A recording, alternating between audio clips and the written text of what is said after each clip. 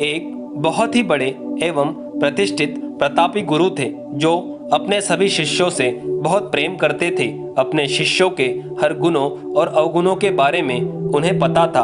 उन्हें भविष्य के लिए वो तैयार किया करते थे। उनका एकमात्र लक्ष्य था कि उनका हर शिष्य जीवन के हर पड़ाव पर हिम्मत से आगे बढ़े और सफलता को प्राप्त करे। वैसे तो उनके सभी शिष्य होशियार और चालाक थे, परंतु सभी शिष्यों में एक शिष्य बहुत ही भोला था। उसका स्वभाव बड़ा ही कोमल था और सरल विचारों का था, लेकिन वो बहुत आलसी था। इतना आलसी हो गया था कि आलस के कारण उसे कुछ भी पाने का मन नहीं करता था। वो बिना कर्म के मिलने वाले फल में ज्यादा रुचि रखता था। उसका यह अवगुण गुरु को बहुत परेशान कर रहा था और वो एक दिन अपने उसी शिष्य के विषय में सोच रहे थे। एक दिन उस प्रतापी गुरु ने पारस पत्थर की कहानी सभी शिष्यों को सुनाई और वो ये गौर भी कर रहे थे कि इस पत्थर के बारे में जानने की सबसे अधिक जिज्ञासा किसे है। उन्होंने देखा कि वह आलसी शिष्य बड़े ही जिज्ञासा के साथ इस कहानी को सुन रहा है। उसको ये देखकर गुरु के मन में मंशा जाग उठी। वो समझ गए कि ये आलसी है, इसलिए उसे जादुई पत्थर की लालसा है। लेकिन यह मूर्ख ये नहीं जानता कि जो व्यक्ति कर्महीन होता है उसकी सहायता तो स्वयं भगवान भी नहीं कर सकते, तो ये तो एक साधारण सा पत्थर है। यह सोचते हुए गुरु ने यह सोचा कि यही सही वक्त है इस शिष्य के आलसी और अवगुणों के अवगत कराने का। फिर क्या था, गुरुजी ने उस शिष्य को अपनी कुटिया में बुलाया।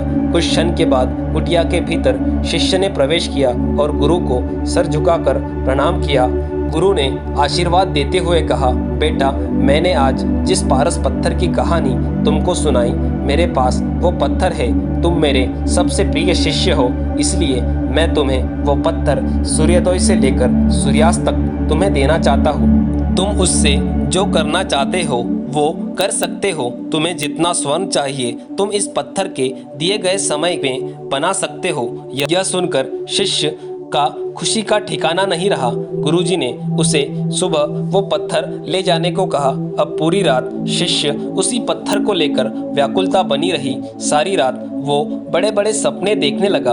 अपनी आकांक्षाओं और सुविधाओं को कैसे पूरा करूं, इसके बारे में सोचने लगा। शिष्य ने गुरुजी से सुबह वो पत्थर लिया और वो सोचने लगा कि मेरे जीवन में कितना स्वर्ण मेरे लिए काफ़ी होगा। मैं अपना मकान कैसे बनाऊं जिसे लोग देखते रहे, और इसी चिंतन में उसने अब आधा दिन निकाल दिया। भोजन करने का समय आ गया था और वो भोजन करने के लिए अपने कक्ष में आया। उस वक्त भी वो उसी चिंतन में लगा रहा कि मेरे जीवन में मुझे कितना स्वर्ण पर्याप्त होगा, और यह सोचते सोचते अपने आदत के अनुसार भोजन करने के बाद उसकी आँख लग गई। जब उसकी आँख खुली तो दिन ढल चुका था और गुरुजी वापस आने का समय हो चुका था। उसे फिर कुछ समझ नहीं आ रहा था, वो कुछ तय नहीं कर पा रहा था। इतने में गुरुजी वापस आ गए और उन्होंने पत्थर को वापस ले लिया।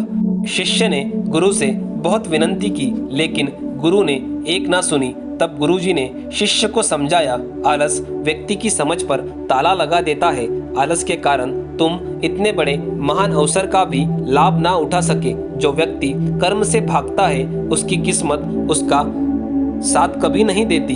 तुम एक अच्छे शिष्य हो, परंतु तुम में बहुत आलस है। जिस दिन तुम इस आलस को अपने जीवन से निकाल फेंकोगे, उस दिन तुम्हारे पास कई पारस पत्थर होंगे। शिष्य को गुरु की ये बात समझ आ गई और उसने खुद को पूरी तरह बदलने का निर्णय लिया। अब किसी पारस पत्थर की लालसा नहीं रही। दोस्तों, ये कहानी काल्पनिक है, जिसका सारांश हमें अपनी किस्मत से ज़्यादा अपने कर्म पर विश्वास करना चाहिए, ये सिखाता है। इस कहानी से हमें ये सीख मिलती है कि हमारे जीवन में हमें बिना कर्म किए कुछ हासिल नहीं होता।